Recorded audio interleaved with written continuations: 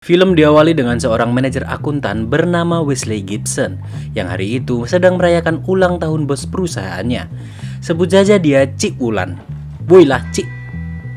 Di mana sebenarnya seluruh karyawan membenci sifat karakter Cik Ulan ini, namun pura-pura memuja saat berada di depannya supaya karirnya aman. Ketawa karir bos. Termasuk Wesley, karena dia selalu jadi incaran bosnya untuk dimarah-marahi. Bukan hanya bosnya yang menyebalkan, tapi Wesley juga sangat membenci kekasihnya Kathy dan sahabat baik sekaligus rekannya di kantor yaitu Barry. Karena mereka berdua telah mengasah keris berkali-kali di belakangnya. Ayah Wesley juga pergi begitu saja saat Wesley masih berumur 7 hari. Tekanan dan kemuakan Wesley terhadap dunia inilah yang membuatnya tidak peduli dengan siapapun, karena tidak ada seorang pun yang memperdulikannya. Di lain tempat, seorang pria misterius datang ke sebuah gedung untuk mengidentifikasi peluru dari musuhnya. Dia mengecek ke area sekeliling untuk memastikan situasi aman, dan hanya terlihat beberapa pekerja di gedung seberang. Tapi tiba-tiba,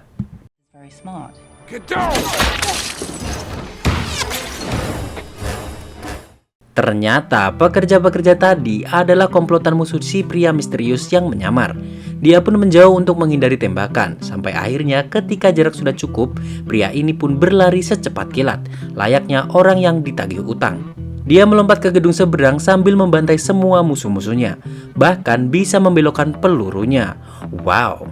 Pria misterius ini pun lega karena semua musuhnya telah tewas. Namun mereka hanyalah seonggok umpan agar pria ini berdiri tepat di tanda X. Dan seorang pria bernama Cross pun langsung membunuhnya dari jarak yang sangat jauh. Goodbye, Mr. X.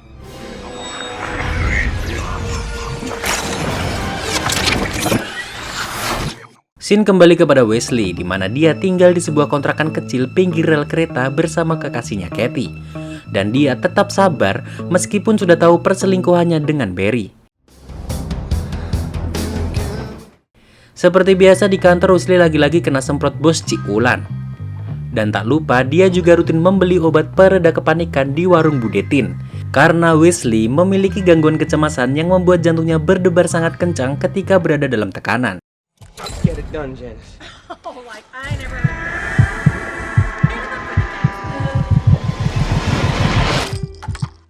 Sampai suatu malam ketika Wesley pulang kantor dan mampir beli obat, dia melihat seorang pria yang memperhatikannya, dan ternyata itu adalah Cross. Lalu tak lama kemudian Wesley didatangi mantannya Mbak Angelina Jolie yang di sini bernama Fox. Fox mengatakan jika dia mengenal Wesley dan juga ayah Wesley, yang mana ayahnya baru saja ditembak mati di atas gedung oleh pria yang sedang mengintai mereka, yaitu Cross. Itu artinya si pria misterius di awal film adalah ayah Wesley. Sampai akhirnya tembak-menembak antara Cross dan Fox pun terjadi. Tapi tiba-tiba Cross yang rental bis pun akhirnya datang, dan untungnya Fox tiba tepat waktu membawa Wesley kabur.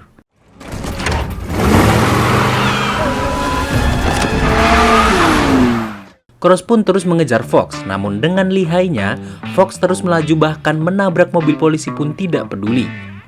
Bukan hanya itu, Fox juga nekat menembaki Cross dengan cara yang ekstrim.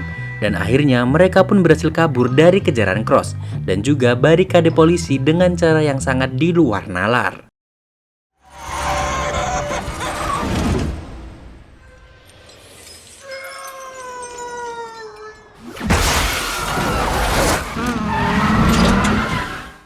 Setelah pingsan karena syok dengan kejadian itu, Wesley pun terbangun di sebuah gedung markas Fox dan teman-temannya berada. Setelah itu, datanglah seorang pria tua yang tiba-tiba meminta Wesley menebak sayap lalat-lalat di tong sampah. Sudah pasti, Wesley pun kebingungan. Jangankan nembak, pegang pistol aja nggak pernah. Tapi karena seorang anggota di sana menodongkan pistol, mau tidak mau Wesley pun akan melakukan perintah aneh tersebut. Detak jantungnya pun semakin cepat, kepanikannya semakin menjadi-jadi. Namun ajaibnya, Wesley mampu menembak 3 sayap lalat sekaligus. Wow!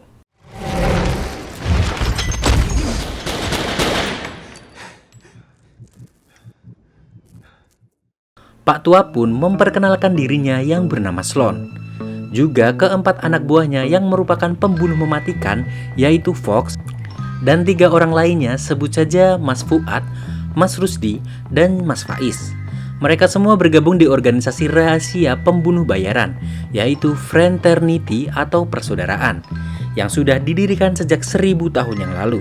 Seperti informasi yang kalian lihat di awal film, Sloan menjelaskan bahwa yang dialami Wesley bukanlah gangguan kecemasan atau serangan panik, melainkan sebuah anugerah, karena jantung Wesley berdetak 400 kali lebih cepat, yang membuat banyak adrenalin terpompa ke aliran darahnya. Dan Wesley mampu bereaksi jauh lebih cepat daripada orang-orang pada umumnya. Kemampuan tersebut hanya dimiliki oleh segelintir orang saja. Salah duanya adalah Wesley dan ayahnya. Sloan pun mengatakan jika ayah Wesley adalah anggota Fraternity dan sekarang Wesley pun harus membunuh Cross, pria yang telah membunuh ayahnya. Sloan yakin dengan sedikit latihan, Wesley akan menjadi pembunuh yang mengerikan. Dalam kepanikan dan kebingungan, Wesley pun langsung menodong Sloan dan segera kabur dari markas tersebut. Keesokan paginya, Wesley terbangun dari tidurnya dan dia merasa apa yang terjadi semalam hanyalah sebuah mimpi belaka. Namun, begitu ada pistol terjatuh dari celananya, dia malah shock. Ternyata kejadian semalam adalah kenyataan dan pistol itu pun langsung disembunyikan di toilet. Untuk lebih memastikan, Wesley pun langsung mengecek saldonya. Dan seperti perkataan Sloan, semua aset ayahnya telah dipindahkan ke Wesley. Dari yang awalnya hampir 0 rupiah, sekarang menjadi 50-an miliar. Sejak kejadian semalam, Wesley pun merasa mengalami perubahan. Dia lebih percaya diri dan mulai tersenyum. Tiba-tiba Cik Ulan datang dengan marah-marah dan membuli Wesley di depan rekan-rekannya. Tapi kali ini dia berani melawan, bahkan memberitahu aib-aib Cik Ulan dan semua karyawan yang membencinya. You've got your review coming up next. 4 management skills. 4. Shut the fuck up! Lalu Wesley pun langsung minggat dari kantornya. Namun tak lupa dia menghantam wajah Barry dengan keyboard karena telah berselingkuh dengan Katie. Saat keluar gedung, Fox pun sudah siap menjemput Wesley. Mereka langsung OTW ke markas Fraternity yang ternyata berkedok sebuah pabrik tekstil yang terlihat banyak pekerja membuat kain-kain, namun sebenarnya mereka semua adalah pembunuh bayaran. Setelah itu, Wesley diajak ke suatu tempat untuk menjalani serangkaian penyiksaan tanpa sepengetahuannya. Me here, remember?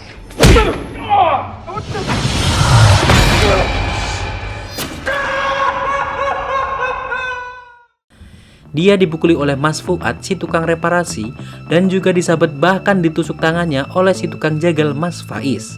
Semua itu dilakukan untuk menguji seberapa besar niat Wesley menjadi pembunuh bayaran. Saat tersadar, Wesley sudah berada di ruangan pemulihan dan diobati oleh mas-mas medis dengan ramuan khusus patah tulang, sayatan, memar, panu, kadas, kurap, bisa sembuh dalam hitungan jam. Sampai akhirnya Wesley pun benar-benar pulih kembali. Dan selanjutnya dia akan diajari cara menembak oleh Mas Rusdi, si ahli senjata. Yang ternyata target tembaknya adalah mayat manusia asli, agar Wesley bisa merasakan bagaimana menembak peluru ke tubuh seseorang. Hari demi hari pun dilalui Wesley dengan dihadapkan dengan ujian yang sama. Dia ditanya kenapa Wesley ada di tempat ini. Jika jawabannya salah, akan langsung dipukuli oleh Mas Fuad, lalu disabet oleh Mas Faiz. Wesley diajari cara membelokkan peluru oleh Mas Rusdi. Mendengar itu, Wesley pun bingung bagaimana bisa peluru dibelokkan. Sloan menjelaskan bahwa Wesley harus menggunakan nalurinya agar bisa membelokkan sebuah peluru. Scene berlanjut di mana Wesley juga dipaksa oleh Fox lompat ke atas kereta untuk menguji keberanian dan seberapa tangkas Wesley saat dalam kondisi berbahaya. Alhasil, Wesley pun hampir koid dan berujung di ruang pemulihan lagi.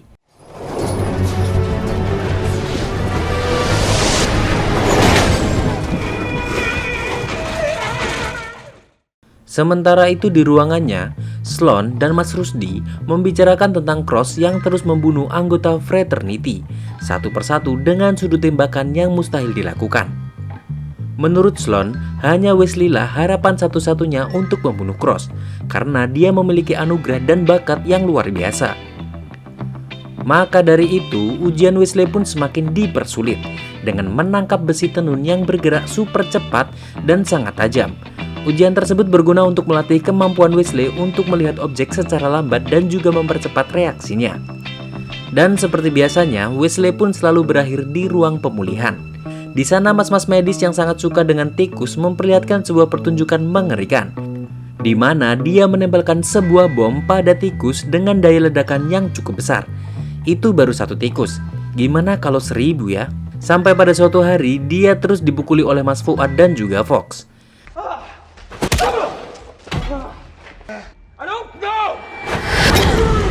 Akhirnya Wesley menjawab dengan benar. Alasannya berada di sana karena dia tidak tahu siapa dirinya sebenarnya. Setelah itu, Sloan langsung mengajak Wesley ke sebuah ruangan agar dia mengetahui siapakah dirinya. Yang ternyata itu adalah kamar mendiang ayahnya.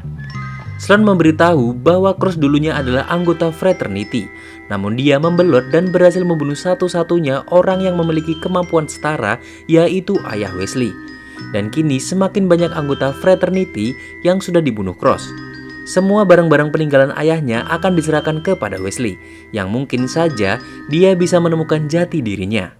Setelah merenung di kamar tersebut, di sanalah Wesley bertekad untuk menjadi sehebat ayahnya dan akan membalas dendam dengan membunuh Cross. Setelah mengetahui jati diri dan tujuan hidupnya, perkembangan Wesley pun semakin pesat. Dia semakin berani, percaya diri, tahan banting, dan tak kenal takut. Every attack he ever executed.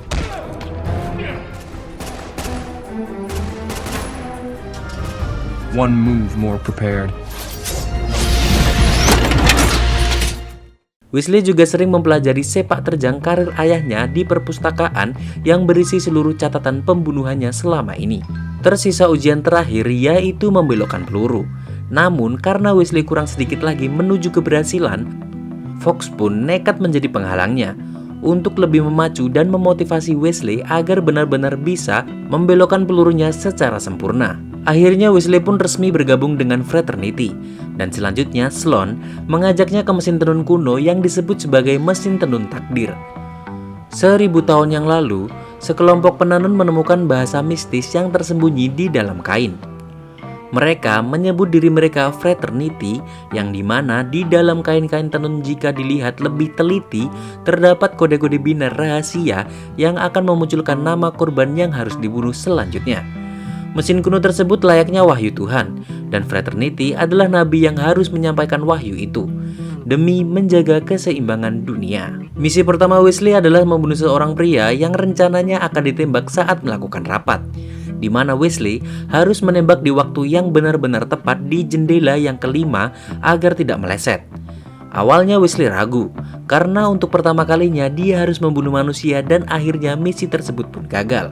Wesley pun mengatakan kepada Fox bahwa dia tidak tahu targetnya itu telah berbuat apa hingga ia pantas mati. Dan Wesley juga meragukan mesin tenun yang mengeluarkan nama korban, seakan-akan itu memang kebenaran takdir. Mendengar itu, Fox pun menceritakan masa lalunya, bahwa dulu ayahnya dibunuh dengan sangat-sangat sadis oleh seorang pria, dan begitu Fox bergabung dengan fraternity, nama pembunuh ayahnya pun muncul.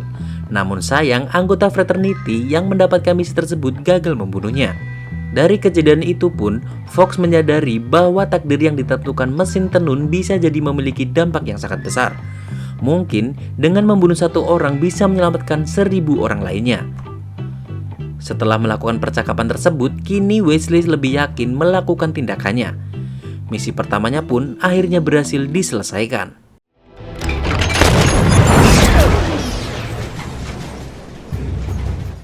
Di misi selanjutnya, Wesley masih belum mendapatkan nama Cross, melainkan seorang pembisnis kaya raya dan harus dibunuh saat berada di dalam mobil limusinnya. Karena jendelanya anti peluru, dengan epicnya, Wesley pun akan menembak melalui sunroof yang dibantu oleh Fox untuk membalikan mobil Wesley.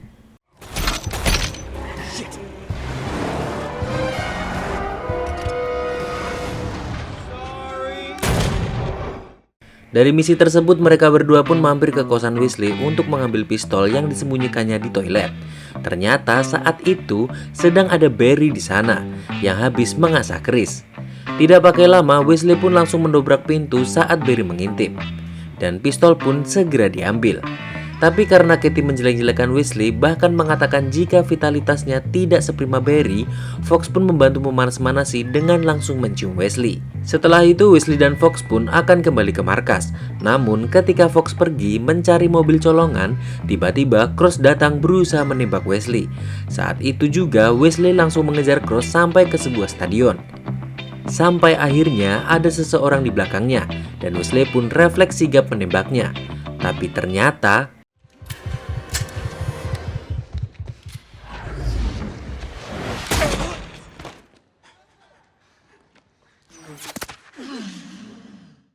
selang beberapa saat kemudian, Cross pun menembak Wesley tepat di lengannya, yang membuatnya harus masuk ruang pemulihan. Sementara mas-mas medis yang ditembak oleh Wesley, naasnya tidak bisa diselamatkan. Setelah kembali pulih, Wesley pun menunjukkan peluru yang digunakan oleh Cross kepada Sloan. Dan kali ini peluru tersebut bisa dilacak. Yang mana pembuat peluru itu adalah seorang pria tua bernama Pequarskye. Ia berada di sebuah biara tempat pertama kalinya Fraternity terbentuk. Di saat yang sama, nama Cross pun akhirnya keluar sebagai misi pembunuhan Wesley selanjutnya. Namun saat Wesley pergi dari ruangan, Sloan juga memberikan misi berikutnya untuk Fox, yang ternyata targetnya kali ini adalah Wesley. Loh, gimana sih? Singkat cerita, Wesley pun akhirnya sampai di sebuah biara dan segera masuk ke ruangan Pequarskye, namun dia langsung lari sembunyi dan berhasil menodong balik Wesley. Untungnya, diam-diam Fox membuntuti Wesley dan menodong Pequarskye balik dari belakang. Wesley pun menunjukkan peluru tersebut dan meminta Pequarskye memberitahu di manakah markas Cross. Dengan terpaksa, dia pun membawa Wesley dan Fox untuk bertemu dengan Cross. Namun, saat di stasiun, lagi-lagi Pequarskye berusaha kabur.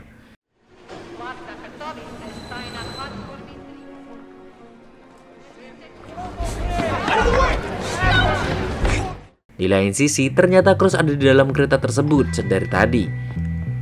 Wesley yang merasakan insting membunuhnya pun segera masuk ke kereta, dan Fox menyusul dengan rental mobil orang secara random.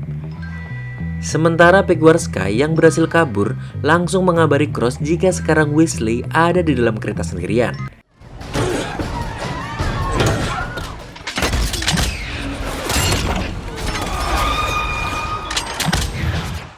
Tembak-menembak saling membelokkan peluru pun terjadi. Fox juga berusaha menembaki Cross dari luar. Namun karena tidak berhasil, dengan nekatnya Fox pun menabrakkan mobilnya ke gerbong kereta. Gara-gara mobil Fox, roda kereta pun mulai rusak dan berjalan tidak stabil. Gerbong-gerbong kereta pun mulai berjatuhan dan tentunya menelan banyak korban jiwa.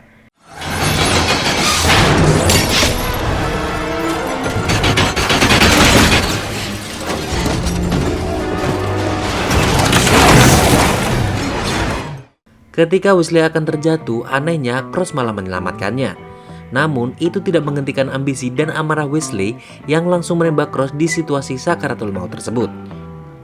Gerbong kereta pun terjatuh dan nyangkut di antara tebing. Wesley yang masih sempat dipenuhi oleh dendam berniat menembak Cross lagi agar memastikan dia mati. Namun Cross yang sudah sekarat mengatakan bahwa semua yang dikatakan Fraternity adalah kebohongan, karena Cross adalah ayah kandung dari Wesley. Mendengar itu Wesley pun auto shock. Dan ternyata di gerbong itu juga ada Fox yang berhasil selamat. Wesley bertanya apakah yang dikatakan Cross benar, dan Fox pun menjawab iya. Wesley langsung meneteskan air matanya dan Fox mengatakan bahwa Wesley memang sengaja dicuci otak untuk membunuh ayahnya sendiri, karena hanya dialah yang tidak bisa dibunuh oleh Cross. Saat itu juga Fox yang mendapatkan misi untuk membunuh Wesley pun akan menembaknya. Tapi yang terjadi,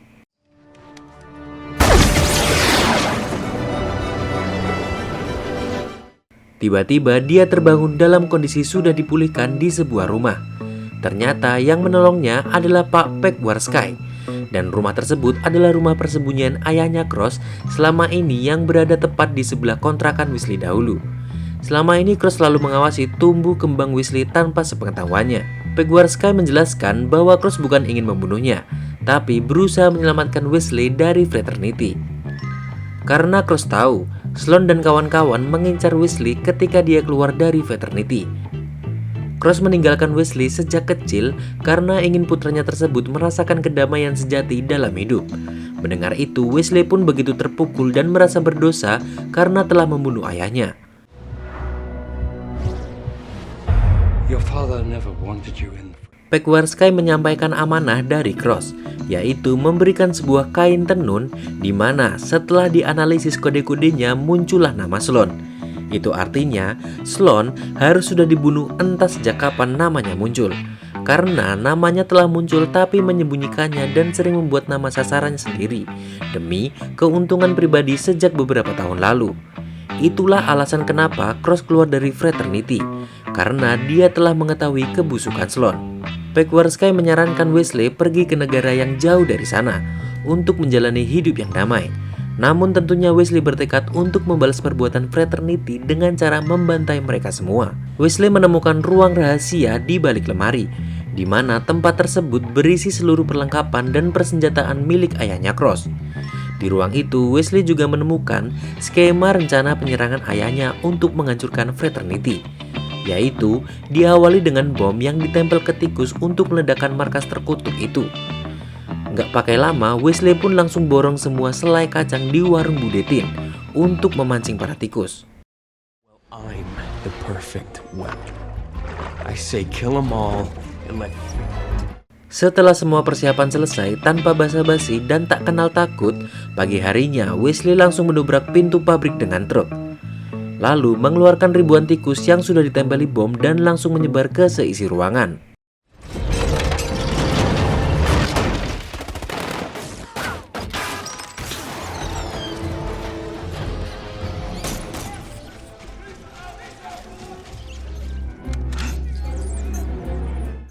Dengan kemampuan berlari super cepat dan skill menembak yang sangat mengerikan, membuat Wesley menjadi monster menakutkan dan mampu membunuh banyak orang dalam waktu singkat, termasuk Mas Fuad yang dibunuh dengan sangat sadis.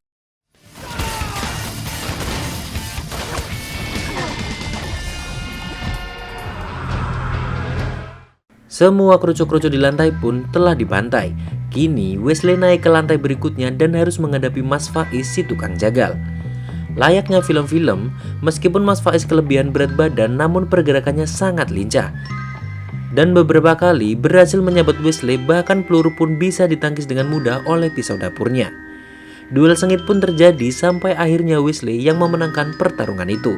Dalam kondisi yang sudah terluka parah, Wesley masuk ke ruangan perpus dan memanggil nama Sloan. Namun ternyata di sana sudah ada Fox, Mas Rusdi, dan anggota fraternity lainnya yang mengepung. Wesley mengatakan jika ayahnya bukanlah pengkhianat, lalu menunjukkan kain tenun bertuliskan nama Sloan dan seluruh anggota. Apa yang selama ini dilakukan oleh Sloan, bahwa dia telah membuat targetnya sendiri demi keuntungan pribadi, dan ayahnya Cross ingin menghentikan hal tersebut. Terakhir, Wesley mengatakan jika Sloan bukanlah pembunuh yang ditakdirkan, namun dia hanyalah seorang yang bisa membelokkan peluru. Sloan pun mengeluarkan daftar-daftar nama korban yang disembunyikannya selama ini, dan ternyata semua nama anggota fraternity pernah muncul. Semua itu dilakukan untuk menyelamatkan nyawa anggotanya dan memperkuat organisasi. Sloan mengakui jika dirinya memang memilih sendiri targetnya, karena fraternity memiliki kekuatan yang sangat pantas, dan mereka bisa menjadi serigala yang berkuasa. Maka dari itu, Sloan memberi dua pilihan ke seluruh anggota yang tersisa. Jika mereka ingin mengikuti kode rahasia sesuai yang dituliskan, maka silahkan taruh pistol di mulut dan menembak diri masing-masing. Namun jika fraternity memang diperuntukkan untuk orang-orang terpilih, silakan menembak mati Wesley. Saat itu juga, setelah Sloan pergi dari sana, hampir semua anggota fraternity sepakat untuk tidak memperdulikan kode-kode kain tenun bersejarah lagi. Namun, berbeda dengan Mbak Fox yang merasa dibohongi, dihianati oleh organisasinya sendiri, dan diperintah melakukan pembunuhan yang tidak seharusnya dilakukan. Karena tidak ingin hidup dalam penyesalan, Fox pun akhirnya memilih untuk membunuh seluruh anggota yang mengitari Wesley dengan cara membelokkan peluru termasuk mengenai dirinya sendiri. Namun sebelum peluru mengenai kepalanya, Fox pun melemparkan pistolnya untuk digunakan oleh Wesley. Shoot this motherfucker and let us take our fraternity. Fuck the code.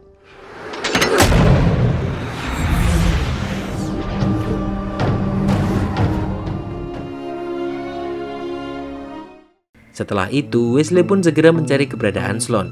Namun, dengan pengecutnya, ternyata dia sudah kabur dari markas tersebut. Wesley pun akhirnya pulang dengan luka parah dan berhasil membunuh semua anggota. Namun, masih tersisa Sloan, sang pemimpin fraternity. 6 minggu yang lalu Wesley hanyalah orang biasa, tapi sekarang dia tidak tahu siapa dirinya sebenarnya. Di akhir film kita diperlihatkan Wesley yang kembali bekerja di perusahaan lamanya. Lalu tiba-tiba datanglah seorang pria tua menodongkan pistol untuk membunuh Wesley. Yang tak lain tak bukan itu adalah Sloan. Namun ternyata karyawan tersebut bukanlah Wesley. Dia hanya berperan sebagai jebakan saja. Sloan pun akhirnya berhasil dibunuh oleh Wesley tepat di kepalanya dari jarak yang sangat jauh, melewati berbagai macam benda yang ada sangkut pautnya dengan masa lalunya. Seperti kaleng minuman yang dibawa oleh Barry, juga donat yang dimakan oleh Cik Wulan. Terakhir Wesley pun mengatakan bahwa dialah yang memegang kendali kehidupannya sendiri. Lalu Wesley pun menatap ke arah kamera dan bertanya ke kita-kita ini, para penonton ya, apa yang sudah kau kerjakan akhir-akhir ini? Yang artinya Wesley saja berhasil menemukan jati dirinya. Masa kalian masih aja sih nggak menemukan jati diri kalian? Oh, fuck. What the fuck have you done lately? Dan film pun berakhir.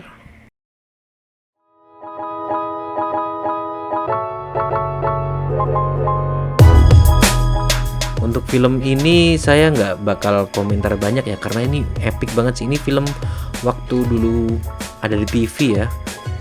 Dan ini filmnya epic banget, epic parah. Kalau kalian mau nonton fullnya, kalian bisa cari, udah banyak sekarang di mana-mana ada.